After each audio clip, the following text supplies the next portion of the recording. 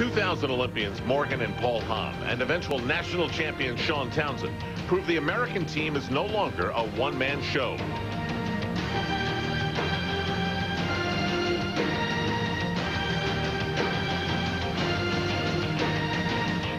But now, Blaine's back.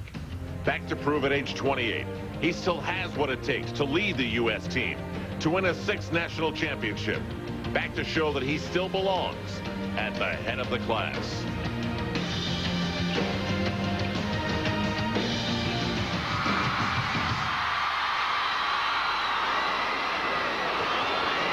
NBC Sports welcomes you to Gund Arena in downtown Cleveland, Ohio for the men's 2002 U.S. Gymnastics Championships.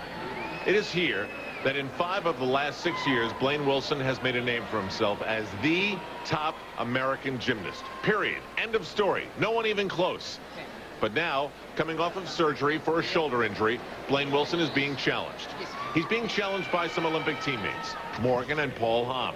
This is Paul, the leader after the first night of competition. These guys are tough. And then there is the defending U.S. national champion, Shawn Townsend. But Tim Daggett, he has not looked like the defending national champion. Well, actually, he's looked tired, not sharp, and, you know, he has been the workhorse for USA Gymnastics.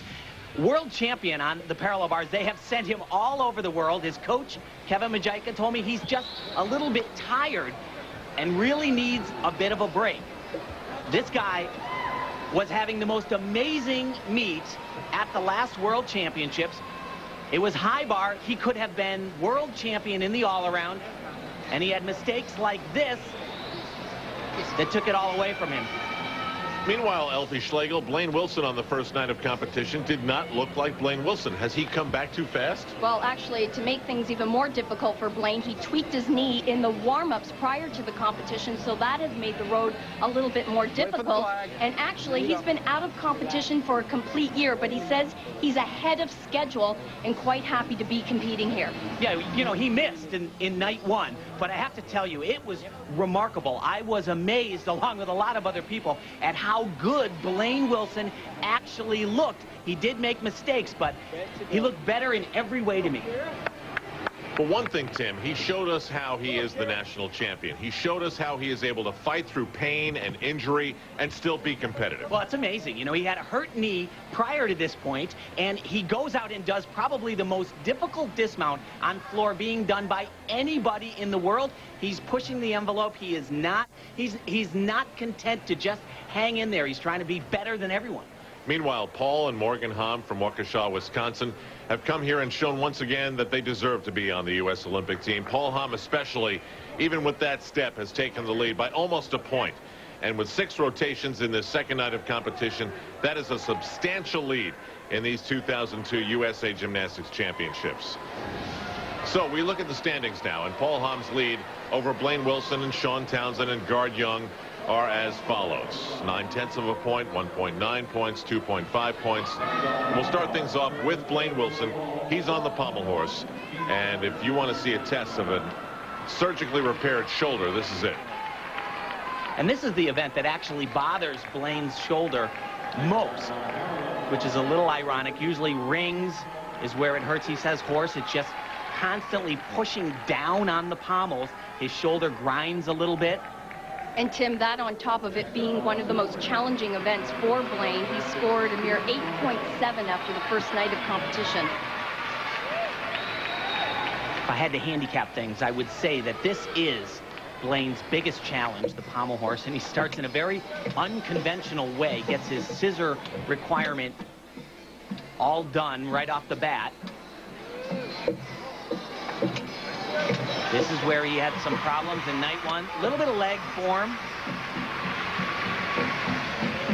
Very, very tricky combinations Blaine's trying to do.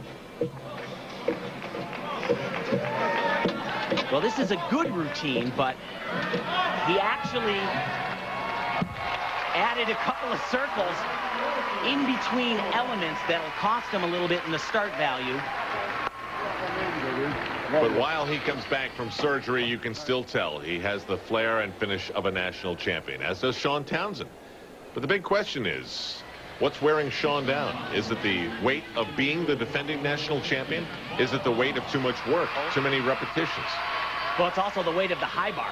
He has not hit high bar in a major meet since the World Championships. And this event, as I said, was the event that cost him the all-around title.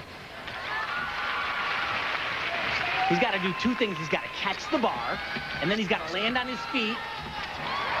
He's got the first one done. Very, very tricky combination. Coming up right here. And I don't think he can do that one any better. His coach, Kevin Majika, said if you had asked him, would Sean miss high bar at the national championships, he said, no way. We've been focusing on this event. Dismount right here. Yes! And Majika likes that a lot. Some pretty snazzy stuff on the high bar for Sean Townsend, the defending U.S. national champion.